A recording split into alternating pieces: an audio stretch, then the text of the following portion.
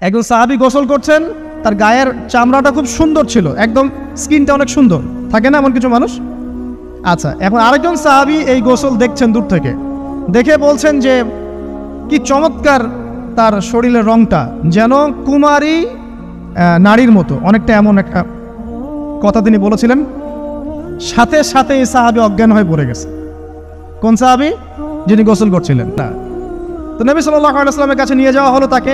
তিনি বললেন যে এই ব্যক্তির ব্যাপারে কি কেউ ভালো মন্দ কিছু বলেছিল? তখন একজন সাহাবী বললেন, হ্যাঁ, অমুকে বলেছে এর স্কিনটা অনেক সুন্দর, ওকে ডেকে নিয়ে আসুন। ওকে ডেকে আনা হলো। ডেকে আনার পর নবীজি তাকে অনেক শাসালেন, তোমরা তোমাদের ভাইদেরকে কি মেরে ফেলতে চাও? তখন এই সাহাবী তো অবাক, আমি আবার কখন মারতে চাইলাম ইয়া রাসূলুল্লাহ? আমি তো মারতে চাই নাই, আমি তো খালি বলেছি যে তার গায়ের রংটা অনেক সুন্দর। তখন তিনি বললেন, কেন তুমি সুবহানাল্লাহ বললে না, কেন তুমি মাশাআল্লাহ বললে না? যখন মাশাআল্লাহ বলবেন, সুবহানাল্লাহ বলবেন, নজরটা লাগবে না।